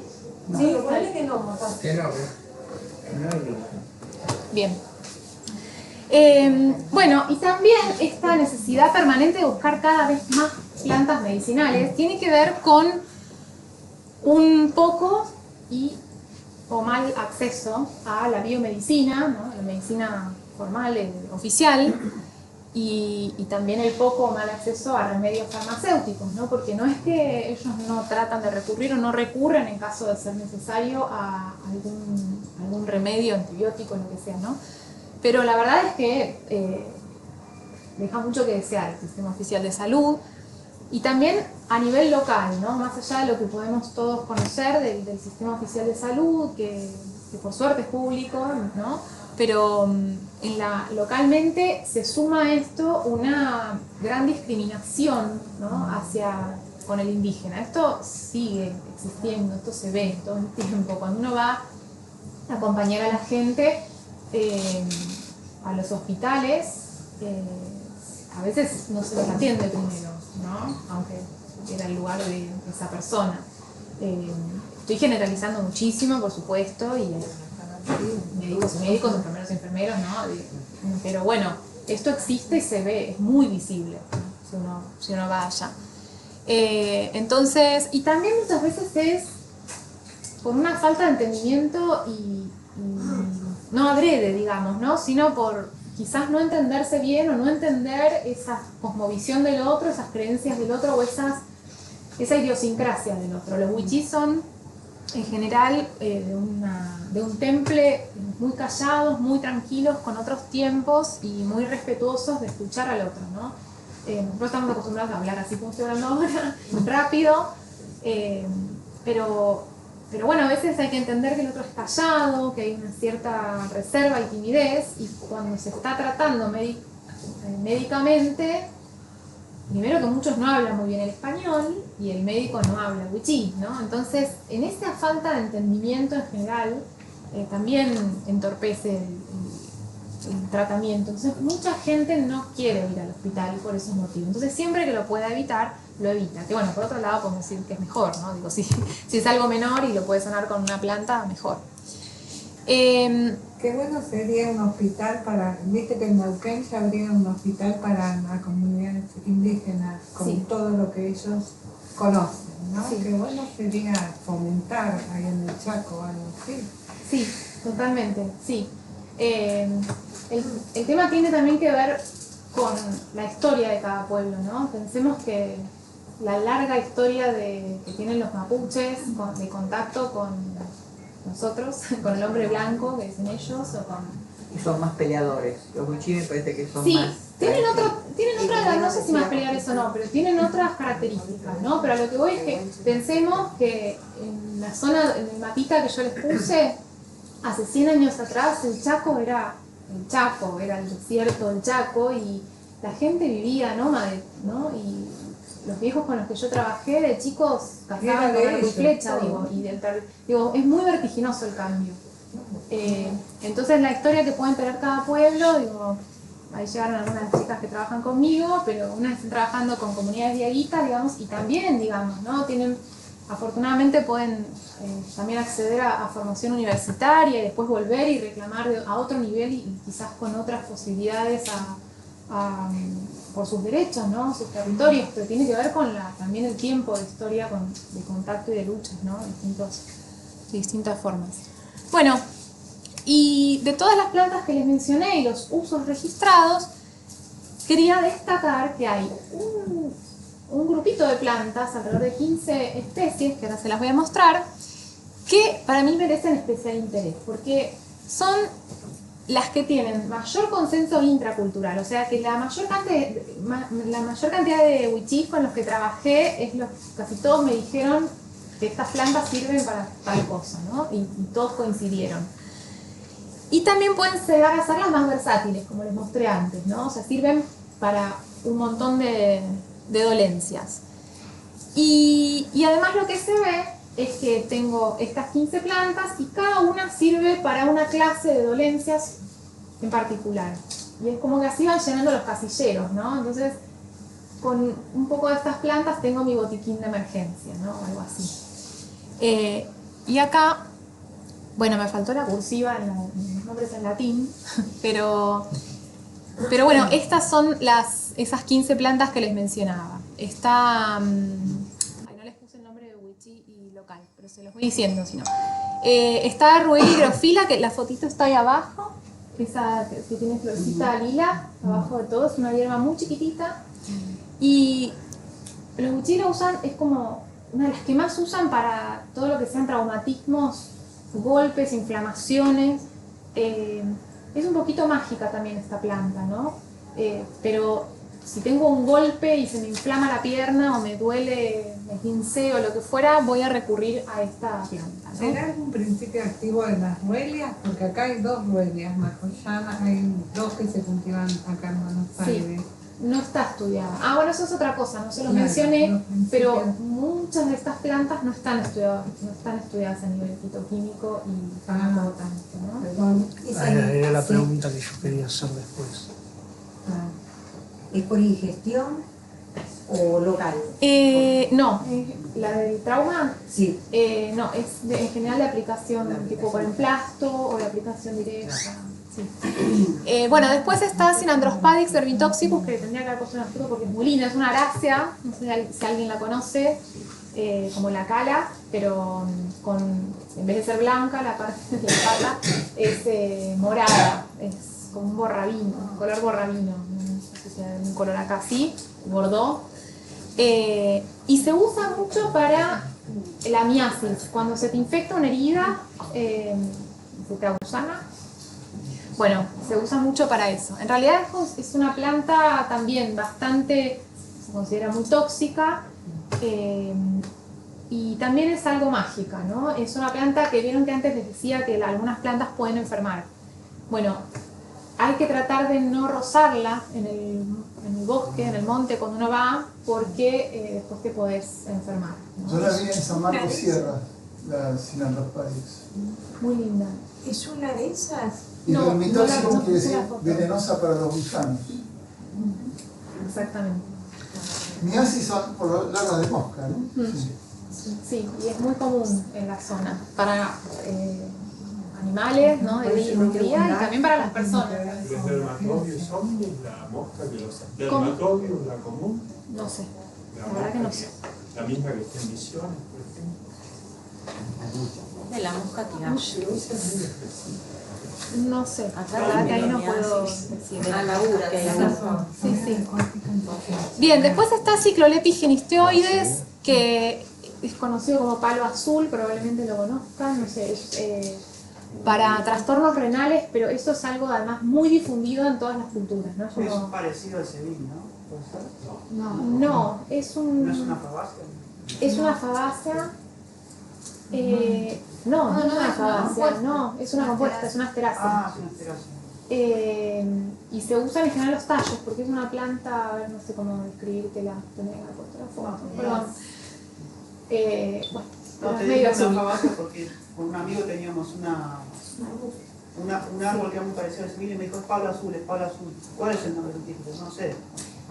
Bueno, me hice el pie para decir algo muy importante, que es el trabajo etnobiológico, justamente en el trabajo etnobiológico no puede faltar lo que les contaba antes de cómo es el trabajo etnobiológico, de los recorridos por el entorno, en compañía de la gente, y anotar el nombre, sabiendo qué planta me está diciendo. Si yo no la conozco, la tengo que recolectar para después identificar y decir, este nombre de palo azul, tal persona le dijo a Cyclolepis genisteoides. Y si yo voy con otra persona, por ahí me dice palo azul para Sapium hematopermum. Entonces, por eso es un trabajo también que lleva mucho tiempo y es muy individual, ¿no? Porque los nombres, muchas veces lo que pasa cuando los trabajos, los trabajos en general no son rigurosos a ese nivel, es esto. Bueno, yo quiero usar palo azul para un problema renal y por ahí te tomas otra cosa y es un problema, ¿no? Tomar el cebil. Tomar el cebil, claro, de completar. Bien, después está Caparicordis tuidiana, allá se le llama hoja redonda, esa sí puse la fotito que es la que está arriba de todo. Para trastornos digestivos, Geoffroea becórtica desde el chañar, ahí puse la foto de los troncos justamente. Para trastornos respiratorios es uno de los más usados, ¿no? Para todo lo que tiene que ver con bronquitis, neumonías, tos convulsa, antes convulsa. Y también es un árbol muy importante medicinalmente porque también tiene que ver con cuestiones femeninas, lo puse así, pero sobre todo en lo que es el parto y posparto, ¿no? Para las hemorragias posparto, para simplemente controlar las hemorragias posparto. También partes del árbol se usan como oxitóxicos. Oxitóxicos yo le digo, porque depende de quién le diga, es para favorecer las contracciones, ¿no? Porque en la literatura, incluso etnobiológica, a veces se usa, me parece a mí, de otra manera. Se los aclaro por las dudas. Después está Cheilantes obducta, que es un helechito. Perdón, en el caso de chañar, porque vos dijiste toda la planta que usaban cuando es una planta chica. Cuando es un árbol, en general, por ejemplo, la corteza del chañar tiene propiedades, pero ¿qué es lo que para usan? afecciones respiratorias en general es la corteza. La corteza. Pero por ejemplo, como oxitóxicos se pueden usar hay alguien que sabe de bichos acá, ¿no? Porque yo no sé tanto, pero los entomocecidios, ¿alguien sabe lo que son los entomocecidios? Son como unas capsulitas que hacen unos insectos en particular. Las bolitas esas que tienen, si alguien conoce el chañar, las agallitas, sí. Pues se usa eso. Entonces, en realidad tiene que ver con lo que produjo el animal, ¿no? Pero que están sobre el chañar. Hay algunas cosas que se usan, pero porque están en determinadas. Por ejemplo, hay algunas plantas como las ligas, no sé si conocen las ligas, bueno, distintas especies de ligas, que se usan para determinados usos medicinales solamente si crece sobre palo santo. Y las que, o a veces sirven más porque crecen en palo santo y otras sirven menos porque crecen en otros árboles. Es muy complejo, ¿no? Pero está esa situación. Yo había escuchado que la fruta del chañar para problemas respiratorios. Sí, puede ser. Yo ahora no me acuerdo todas las partes de las plantas. Sí. Hay varias plantas usadas, de nuevo en el trabajo, que después si tienen se los paso, está todo especificado, la parte y el uso, las distintas partes y los usos y la forma de uso, ¿no? Pero no me acuerdo de los 408 usos medicinales. Bueno, después está el mistol para trastornos digestivos y trastornos de la piel, es uno de los más usados para los piojos, para la pediculosis. Nicotiana glauca, que también es una planta, el palam palam, que también crece acá, que también es muy... ¿Cómo? Acá es ruderal, sale en las paredes. Bueno, pero es medicinal también a un nivel, digamos, más amplio, ¿no? En América podríamos decir. Depende de la provincia, va a ser el tipo de procedimiento, infusión, lo que sea. Sí, tal cual. Sí. Y antes, como me decía, bueno, si es una hierba que usa toda la planta, no. O sea, depende qué hierba. En el caso que yo del ejemplo de Pectis odorata que di, sí. Pero no siempre, aunque sea una hierba chiquita, a veces no se usa toda la planta. Se usan las flores, las hojas, la raíz, no sé, lo que sea, pero depende de la planta. ¿Y se combinan o es una sola por provincia? Mira, en el caso de los sí con los que yo trabajé, en general no se hacen muchas combinaciones. Sí, eso lo vas a encontrar mucho en otros grupos, en otras culturas, ¿no? En otros grupos. Acá no. Yo creo que tiene que ver con lo que les decía de que no se usaban tantas plantas medicinales antes, sino que los tratamientos vienen por otros lados, ¿no? Sí registré algunos preparados, algunas mezclas de plantas, ¿no? Pero no las traje acá, digamos. Pero no son tantas. No son tantas. ¿Un poquito más alto podrás ser? ¿Cómo? ¿Un poquito más alto podrás ser? ¿De hablar? Sí, sí. Bueno, después está la acacia aroma, que es la tusca. Por ahí la conocen también. Flores amarillas. Sí.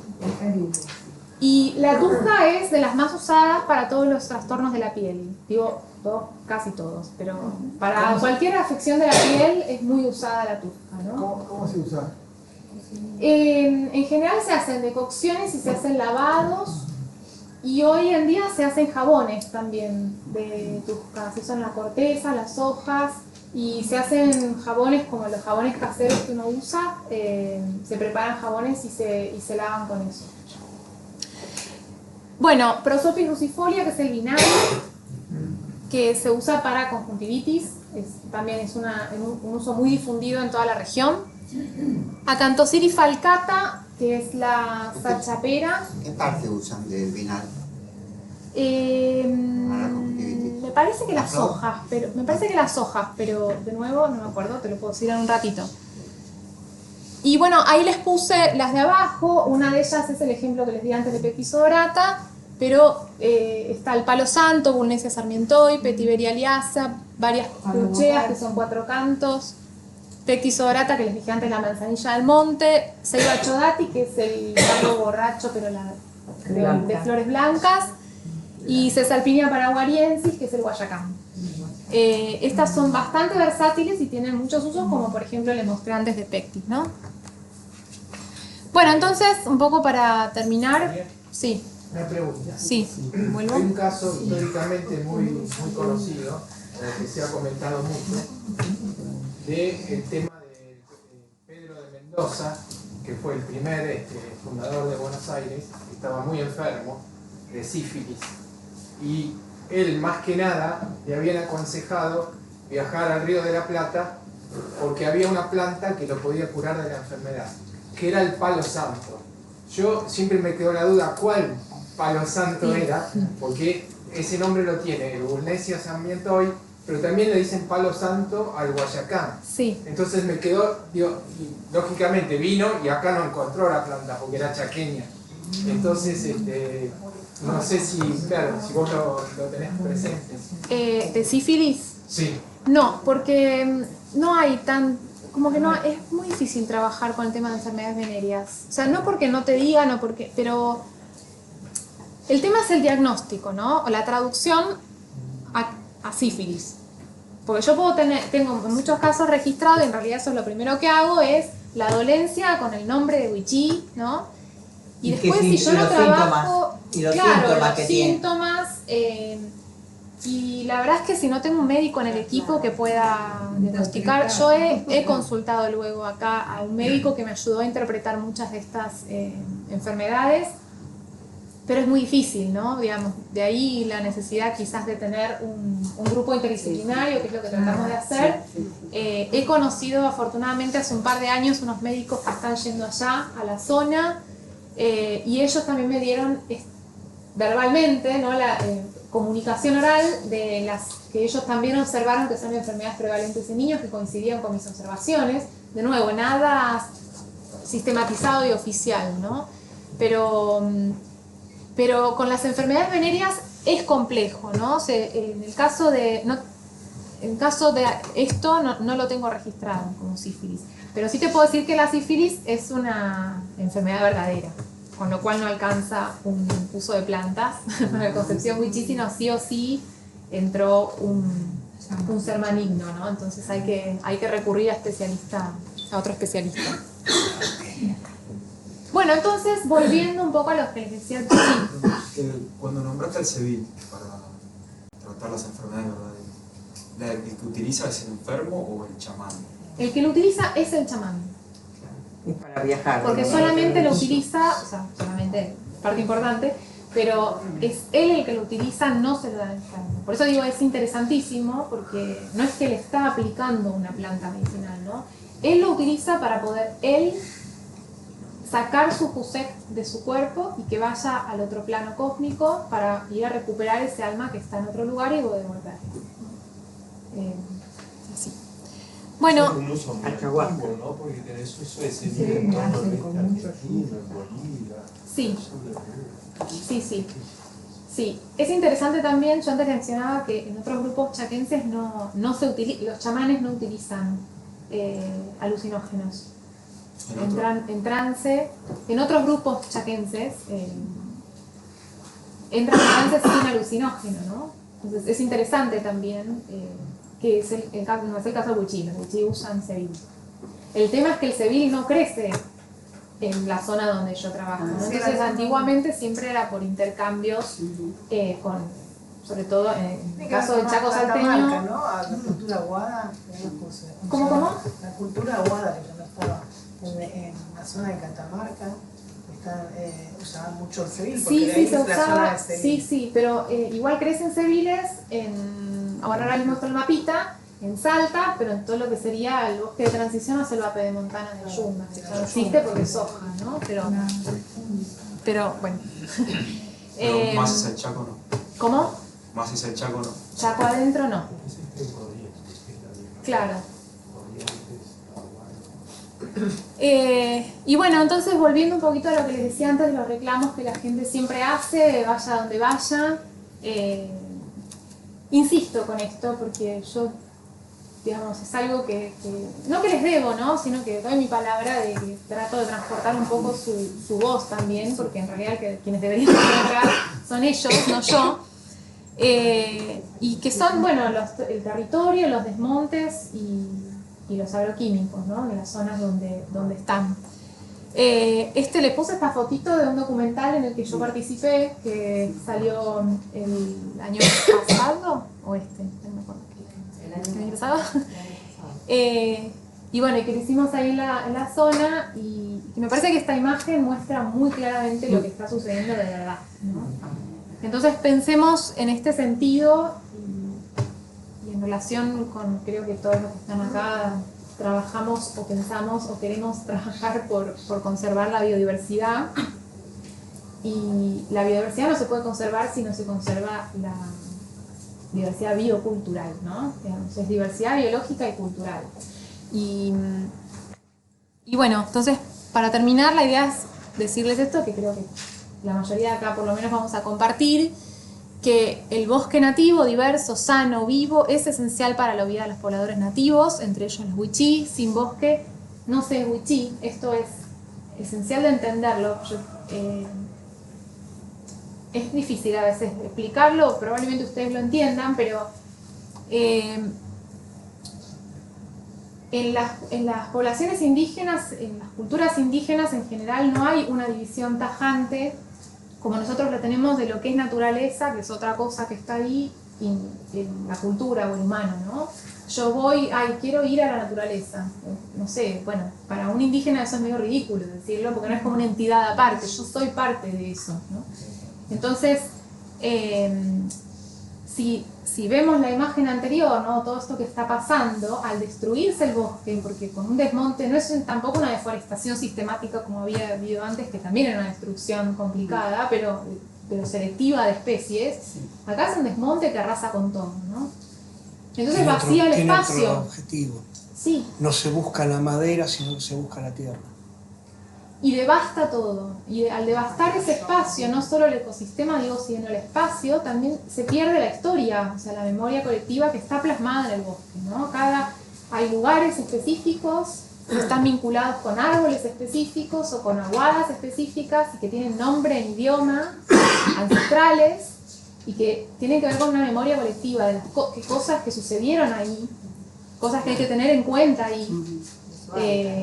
Zonas peligrosas, zonas que pasa algo gracioso. Entonces, es terrible lo que está pasando y bueno, me parece que es empezar a entender que es esencial no solo para los que viven en el lugar, sino para nosotros también empezar a hacer algo en algún lugar, ¿no? Perdón, vos dijiste sin bosque no es wichí. Exacto, porque si destruyo, digamos, yo no tengo más memoria, no tengo historia y no tengo más, yo soy parte del ecosistema y si no está más eso, no soy más wichí, no es más. Perdón. La esencia wichí tiene que ver con el bosque. Esto lo relató un miembro de esa comunidad que se llama Clemente, que hay 40 familias viviendo en Mateu, acá cerca de Escobar, wichís, que vinieron emigrando por lo que decís vos, ya no se identifican con el lugar, se vinieron a Buenos Aires y hay uno de ellos que la hija fue a la universidad y está tratando de recopilar toda esta historia, ¿no? Y él le escribió un libro al papá, Clemente, con muchas de las fórmulas que usaba su abuelita, lo que te decía antes, ¿no? Que Clemente se pasó toda la charla hablando de su abuela. Estuvo en el INTA Castelar el año pasado en octubre. Era un miembro de la comunidad wichí.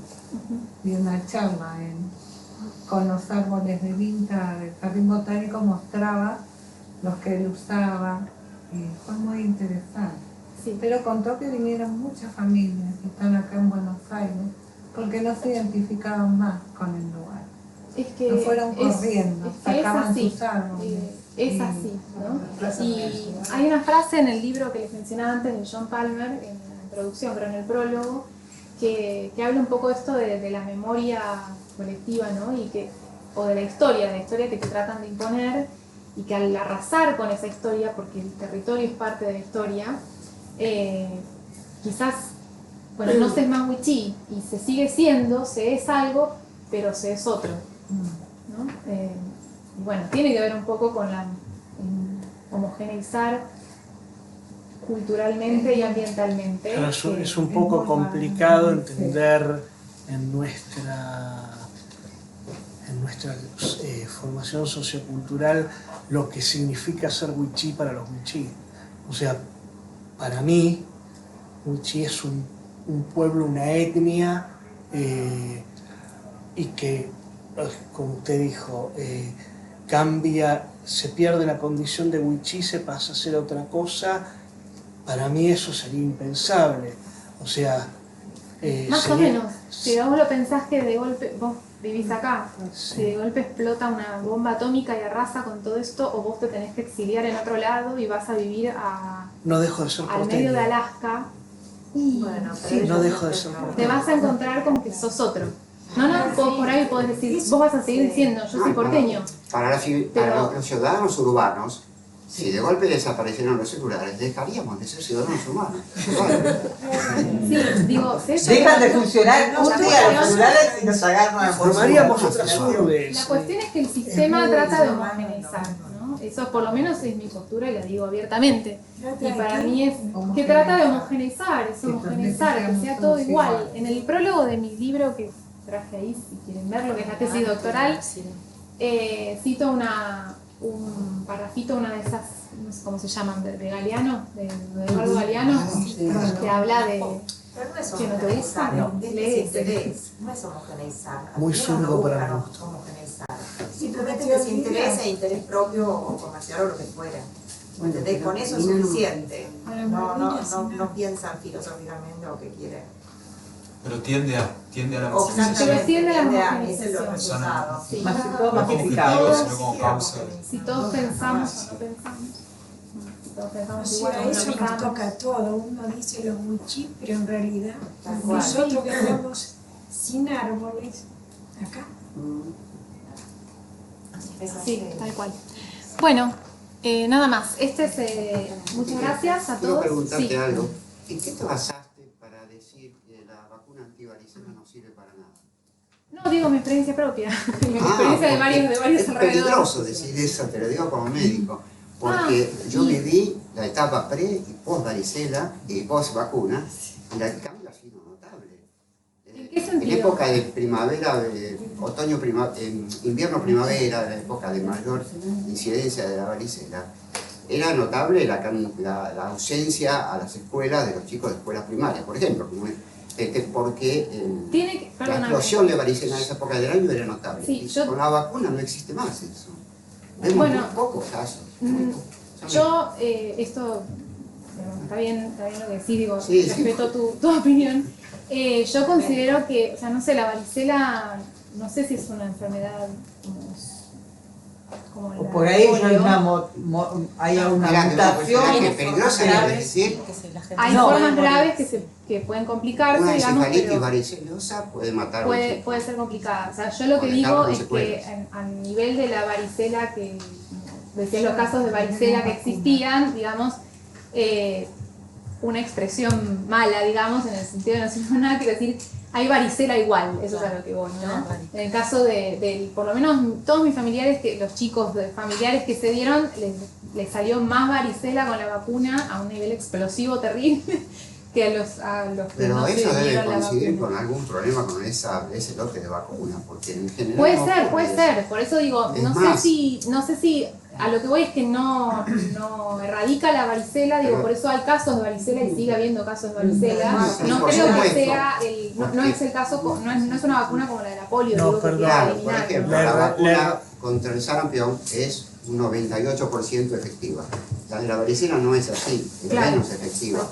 Pero de todos modos, los chicos que tienen varicela estando vacunados no tienen las complicaciones que producen la varicela en los no vacunados. Está bien. Yo igual tengo otros puntos de vista médicos, de mis propios médicos, de pediatras, en donde lo que entiendo es otro tema por ahí, ¿no? Pero el tema de que se están viendo algunos síndromes en algunos chicos adolescentes por demasiadas vacunas, y yo coincido a veces más con médicos que toman el contexto en el que vos estás creciendo o a donde llegues a ir para indicar las vacunas que quizás son necesarias o quizás no son necesarias. No estoy hablando de las vacunas básicas y las que todos ya nos damos hace mucho tiempo, sino de casos como este, por ejemplo. Y lo digo desde un médico que me recomendó a que mis hijos se dieran 2 veces una vacuna de hepatitis A por los casos del Chaco cuando van conmigo. Digo, no estoy siendo un médico antivacunas, no soy para nada, o sea, yo tampoco soy así. A lo que voy es que me parece que como todo, está bueno entender el contexto, está bueno evaluar el contexto de esa familia, de esas personas, para ver si es necesaria o no es necesaria algunas vacunas en particular, ¿no? Pero bueno, sí, la expresión fue mala y te agradezco el corregirme. No, lo bueno que reciben Bueno, como la siempre, la vacuna. generalización de... Como todo, la generalización y el... Pero Bueno, nada, Porque te quien quiera escribirnos, ahí hay parte de mi grupo, chicas. Sí, una pregunta. ¿Tienen planificado, tienen la idea de comenzar a ver, hacer un paralelismo sobre estas plantas en su utilización farmacológica, científica? No, nosotros no trabajamos a nivel farmacológico. No. No, en realidad eso es otra rama. Nosotros sí estamos muy en contacto con gente del Museo de Farmacobotánica, que si no lo conocen, es hermosísimo, pueden ir a visitarlo, que queda en la Facultad de Farmacia y Bioquímica, que justamente ellos estudian la farmacobotánica y la fitoquímica de plantas medicinales, ¿no? No tendientes a la industria farmacéutica como estudiar la farmacología, sino a justamente estudiar y poder, por ejemplo, promover cultivos de plantas medicinales con situaciones rigurosas, ¿no? Como para teniendo en cuenta esto, que la planta es un ser vivo, que tiene muchos componentes adentro, entonces ahí sí tratar de homogeneizar para no encontrarse con sustancias diferentes, ¿no? Claro, lo más importante sería recopilar los usos que tienen estas plantas en estas comunidades que dan resultados, hacer un trabajo sobre esos usos y realmente comprobarlos y aplicarlos, ¿no? Sería sí, y siempre genial. los beneficios, sí, y siempre que no se pierda en los proyectos en que estamos intentamos que el beneficio sea primero para las comunidades locales. Hoy justo vine de encontrarme con un amigo que trabaja en Secretaría de Ambiente, que trabajan justamente tratando de implementar proyectos de manejo sustentable en distintos lugares del país, y me contaba de una ONG que está trabajando con comunidades guaraníes en Misiones, donde iban a empezar a hacer manejo dentro de la comunidad, a hacer manejo sustentable de 3 plantas medicinales, la carqueja y otras 2 más, que no me acuerdo cuáles son, que justamente me lo dio hoy la tarjeta para que me ponga en contacto con ellos para ver si se puede hacer algo similar en el Chaco, porque la idea nuestra desde la etnología siempre es favorecer primeramente a las comunidades locales. La idea no es extraer la información y que se vaya a otro lado, sino claro, justamente. Entonces, y se puede, digamos, el tema es que falta la unión de distintos actores, agentes e instituciones Pero hay otro que elemento. tiendan a eso, ¿no? Hay otro elemento importantísimo que no lo comentamos, pero el efecto psicológico que puede tener la acción del chamán, como la tiene la del médico, el pediatra, por ejemplo, se presenta en una familia que está desesperada con un chico enfermo, y ya la sola presencia del pediatra actúa como curativo y ayuda a la curación. Por algo ahora están de moda tanto las ciencias neurológicas que se ocupan de la mente, y en realidad no sabemos nada de la mente humana, absolutamente nada. Los psicólogos y los psiquiatras no curan, ayudan, pero no curan, no. Sí, por eso. No tienen elementos para curar. Puede curar, sí, justamente con su acción que actúa con la sugestión sobre la mente humana. Y siempre lo digo, como comparando con la época de Pasteur, que no era médico, era un químico, entonces se burlaba mucho de él y no le daban bola cuando decía que los bichitos que no se veían podían matar a una persona. Hasta que sí se pudo demostrar, y ahora nos reiríamos de aquellos que se burlaban de eso. El día que podamos llegar a determinar, si es posible, que los espíritus existen y se puedan medir y se puedan ver, ese día, ¿cómo se van a reír de nosotros? Dentro de 100 años, 50, qué estúpidos que eran aquellos, ¿no? También se hablaba de que, a un famoso médico inglés lo eliminaron directamente porque hablaba de que la sangre circulaba. Sí, bueno, la otra vez leía una nota que salió, no hace tanto, creo que el director de la parte de astronomía de Harvard, que en una nota dijo que él cree en los ovnis, ¿no es así? Sí. Y que todos se le ríen o lo que sea, pero que dicen, y lo que pasa es que sería muy etnocentrista, ¿no? O antropocéntrico de creer que somos los únicos. Y está bien, digo, ¿por qué? Bueno, tiene que ver con cómo es la ciencia, cómo se fue desarrollando la ciencia y que quizás es la única verdad. Pero somos muy cientificistas y dejamos de lado todo aquello que tiene que ver con lo espiritual, con lo humanista. ¿Cómo? No es mi caso. No, el mío tampoco. Lo que dice usted, mucho tiempo de estar ahí. De nuevo, perdóname. Vos dijiste estuviste como conviviendo, estando con ella bastante tiempo, ¿pudiste tomar estas plantas? ¿Alguna vez recurriste a saber como para ver? Sí. Por ejemplo, digo, de las que mencioné acá, por ejemplo, el chañar. Me agarró una bronquitis terrible. Estando en una aldea, hacía mucho frío y no me quería ir porque me cuesta mucho llegar. Y estuve tomando tecito de chañar, de corteza de chañar. Y estuvo buenísimo porque obviamente hice observación participante y me fui a recolectar, o sea, yo quise ir a recolectar para saber qué parte de la corteza, pues yo decía, bueno, la que se descascara, la verde, ¿no? Por más que uno por ahí piense cosas lógicas en la farmacobotánica. Entonces es ver, bueno, qué receta tiene cada uno, y cómo preparan el té, y cuánto tiempo la decocción, y qué cantidad. Las cantidades son muy difíciles de establecer, porque en general las cantidades locales son un puñado, una pizca, un puñado. ¿De cuánto? Claro, entonces yo eso lo hice, lo que publiqué últimamente es un artículo, entonces me recortaron 800.000 cosas, pero yo había puesto todas las medidas, lo haré a futuro en otra publicación más larga, pero había puesto cómo son las medidas locales, ¿no? Y a cuánto más o menos equivalen, porque es un puñado de una mano, un puñado de 2 manos, una pizca de un dedo, una pizca de 2 dedos, o sea, es bastante preciso, digamos, ¿no? Pero es entender que son muy minuciosas las recetas, ¿no? Por supuesto, además hay contraindicaciones, ¿no? Bueno, cuando estás embarazada no, a los niños pequeños no, o no sé, si tenés alguna otra enfermedad no, todo eso está. ¿Y dónde lo publicaste? En el Journal of Endopharmacology, justamente. Sí, que es una revista que, bueno, con los años se fue transformando la endofarmacología justamente y fue yendo a favor justamente de las comunidades indígenas. No tuvieron otra tampoco, ¿no? Pero mucho trabajo así desde la biología. ¿Cuáles son los porcentajes de éxito en la curación de enfermedades de esta...? No lo hice, no lo estudié.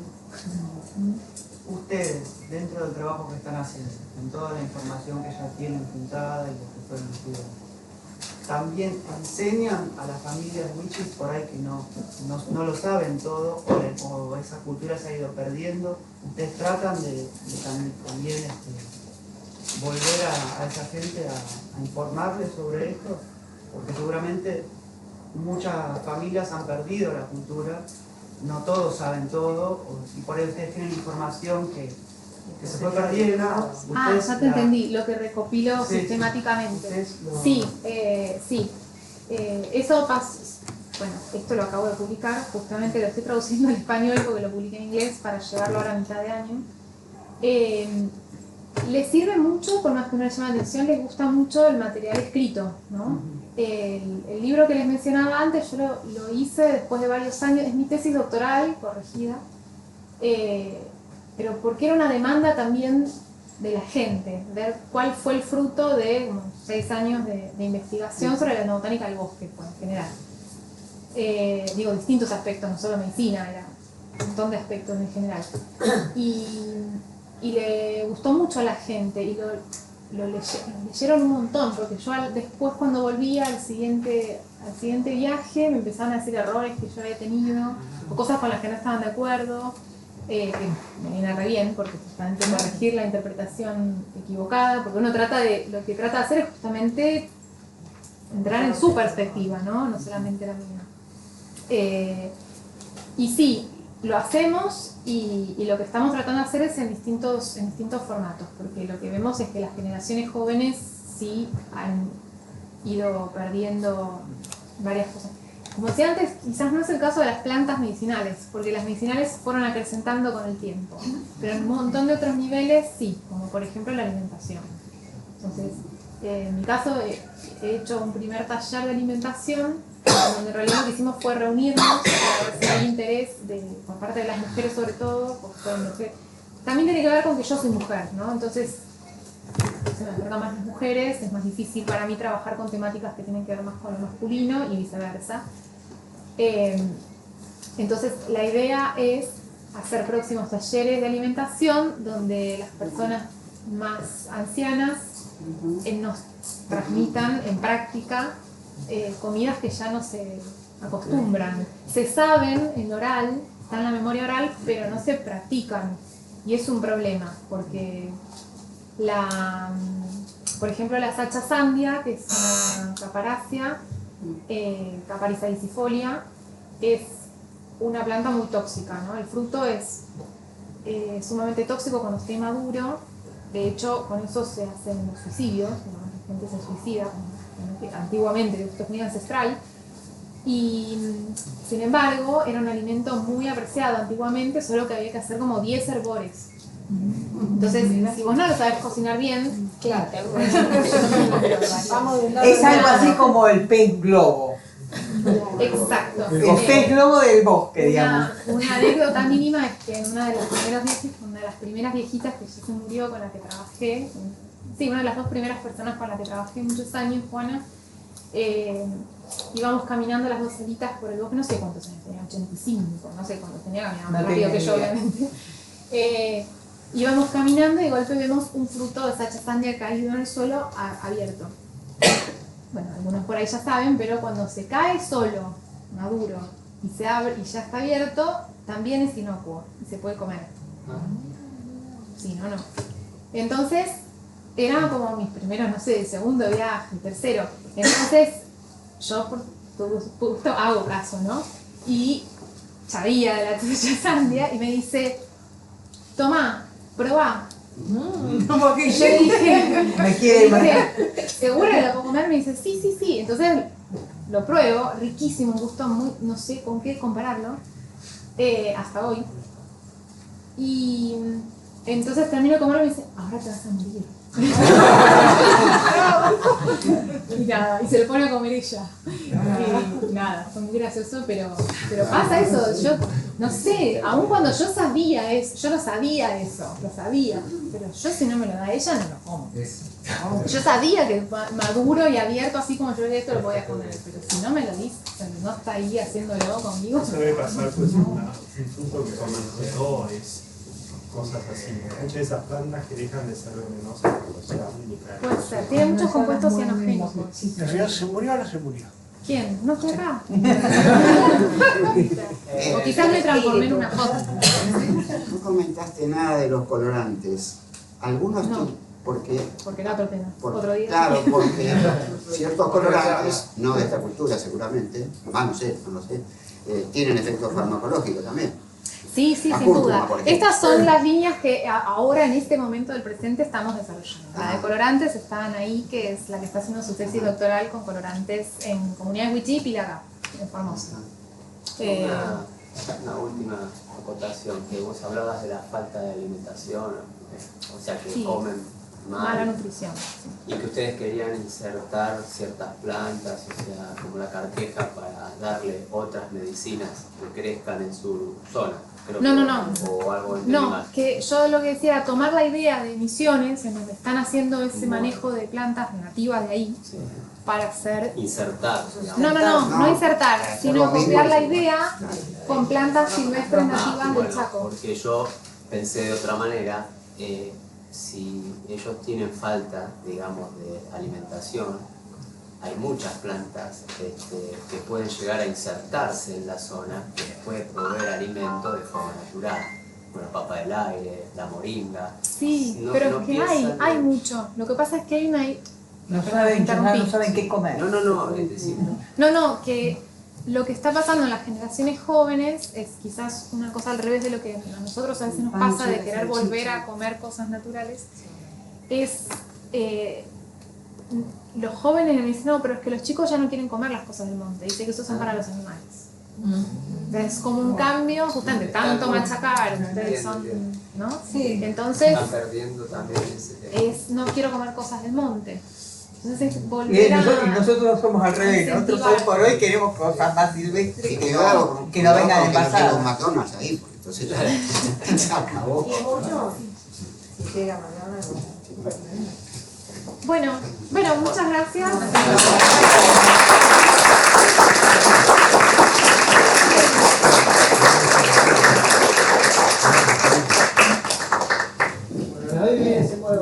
Nadie se mueva. Muchas gracias. Muchísimas gracias. En nombre del Grupo Árboles Nativos, ideal es te quiero entregar este certificado por tu compromiso.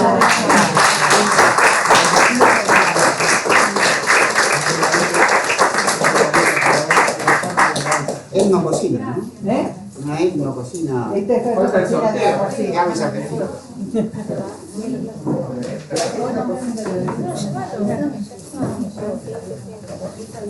¿Qué hacemos? Sí, ahora pregunto.